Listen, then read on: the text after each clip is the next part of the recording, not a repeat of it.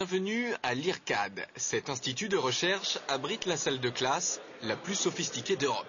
Imaginez 17 tables d'opération, des millions d'euros de matériel, le tout au service de formation chirurgicale de pointe.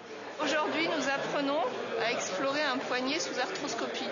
Et pour cela, on introduit une microcaméra à l'intérieur de l'articulation. Les élèves s'entraînent sur des cadavres, car aucun membre animal n'a exactement les caractéristiques d'un poignet humain. Et la leçon est internationale. Ici, on opère en italien, quelques tables plus loin, en espagnol.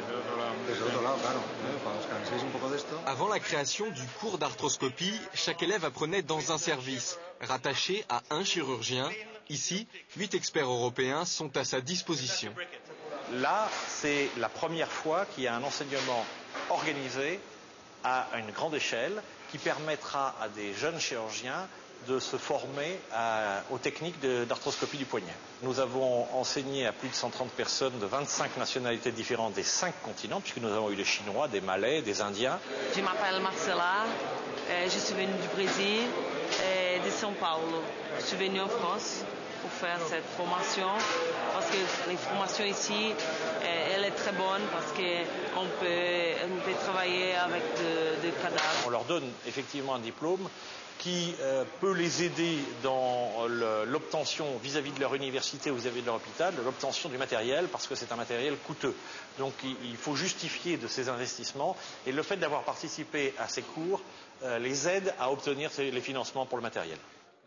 Longtemps cantonnée au diagnostic, l'arthroscopie du poignet s'est largement développée ces dernières années, car désormais, elle permet de réduire une fracture ou de réparer un ligament, des gestes que les chirurgiens peuvent apprendre à Strasbourg.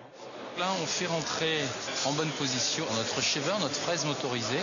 On se retrouve dans l'articulation avec ce rasoir pour justement nettoyer l'ensemble de cette lésion.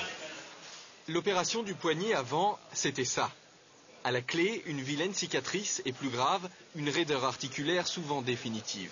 Avec l'arthroscopie, la raideur disparaît et de nouvelles interventions sont possibles. L'exemple le plus typique, c'est la déchirure d'un petit ligament qui est situé ici, qui s'appelle le ligament triangulaire.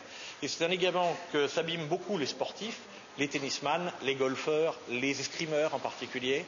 Les opérer avant ouvrir, c'était impossible parce qu'on entraînait des dégâts très importants. Maintenant, par arthroscopie, on arrive à aller voir les lésions et les suturer. Des formations de ce type, il y en a chaque semaine à Strasbourg. L'IRCAD est un centre de référence pour les nouvelles technologies chirurgicales. Cette année, on a formé plus de 3400 chirurgiens qui viennent de plus de 35 pays différents. C'est donc actuellement devenu la référence en formation en chirurgie mini-invasive.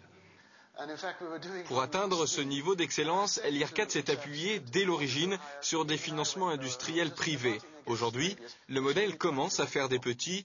Dans quelques mois, un deuxième IRCAD verra le jour à Taïwan.